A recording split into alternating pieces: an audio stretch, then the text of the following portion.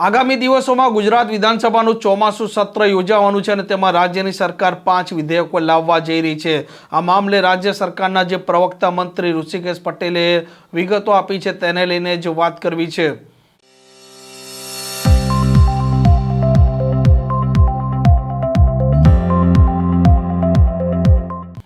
નમસ્કાર, આપ જોઈ રહ્યા છો હોટલાઇન ન્યૂઝ અને હું છું આપણી સાથે તોફિક ગાંચી। ગુજરાત વિધાનસભાના ચોમાસુ સત્રની શરૂઆત 8, 9 અને 10 સપ્ટેમ્બરના રોજ થશે અને વિધાનસભાનું સત્ર કેવું રહેશે અને આ સત્રમાં કયા 5 વિધેયકો આવશે તેને લઈને રાજ્ય સરકારના જે પ્રવક્તા મંત્રી ઋષિકેશ પટેલે વિગતો આપી છે। સાથે તે પણ જોવાનું રહેશે કે વિપક્ષ આ મામલે આવનારા દિવસોમાં કયા મુદ્દા વિધાનસભાના ગૃહમાં ઉઠાવે છે અને સરકારને ઘેરવા માટે વિપક્ષ કોઈ રણનીતિ બનાવે છે કે નથી બનાવતું તે પણ જોવાનું રહેશે। પરંતુ કયા 5 વિધેયકો આવશે તેને લઈને ઋષિકેશ પટેલે શું કહ્યું છે તે આપ સાંભળો। 8, 9, 10 જે વિધાનસભા સત્ર મળવાનું છે એમાં લેવાનારા બિલો તેમજ અન્ય કામકાજોની ચર્ચા થઈ અને એ ચર્ચા મુજબ સત્રની શરૂઆત પ્રશ્નોત્તરીથી થશે 8મી તારીખે અને પછી શોકદર્શક ઉલ્લેખનો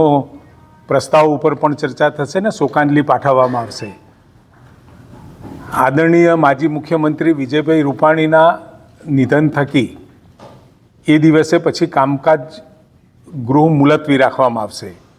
9 અને 10ના રોજ વિધાનસભામાં પ્રશ્નોત્તરી, 8ના દિવસે પ્રશ્નોત્તરી અને એના પછી શોક પ્રસ્તાવ, 9 અને 10 પણ પ્રશ્નોત્તરી અને એના પછી 5 જેટલા વિધેયકો રજૂ કરવામાં આવશે અને સાથે સિંદૂર ઓપરેશનની સફળતાના પગલે સત્ર દરમિયાન મુખ્યમંત્રી શ્રી ભૂપેન્દ્રભાઈ પટેલ દ્વારા અભિનંદન પ્રસ્તાવ લાવવામાં આવશે અને કુલ 5 સુધારા વિધેયક બિલ રજૂ કરવામાં આવશે અને આ 3 દિવસ દરમિયાન શ્રમ કૌશલ્ય વિકાસ અને રોજગાર વિભાગનું કારખાના વિધેયક 2025, નાણાં વિભાગનું જીએસટી વિધેયક 2025, ઉદ્યોગ અને ખાણ વિભાગનું ગુજરાત જન વિશ્વાસ જોગવાઈઓના સુધારા વિધેયક 2025, આરોગ્ય પરિવાર કલ્યાણ વિભાગનું ગુજરાત વૈદક વ્યવસાયીઓનું સુધારા વિધેયક 2025 અને ગુજરાત ચિકિત્સા સંસ્થાઓ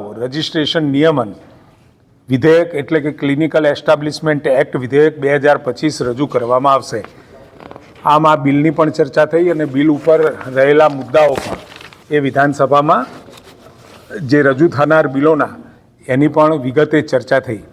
આમ સરકાર 5 વિધેયકો લાવવા જઈ રહી છે। ચોમાસુ સત્રના જે 8, 9 અને 10 સપ્ટેમ્બરના રોજ આ 5 વિધેયક આવશે। પહેલા દિવસે પ્રશ્નોત્તરી થશે, શોક પ્રસ્તાવ આવશે અને ત્યાર પછી વિધાનસભાનું ગૃહ મોકૂફ રહેશે અને ત્યાર પછી 9 અને 10 સપ્ટેમ્બરના રોજ છે આ 5 વિધેયકો રાજ્યની સરકાર આ ગૃહમાં રજૂ કરશે।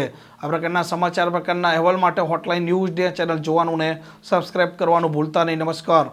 આવા પ્રકારના વિડીયો તમને જોવા ગમતા હોય તો હોટલાઇન ન્યૂઝ ચેનલને લાઇક, શેર અને સબસ્ક્રાઇબ કરો।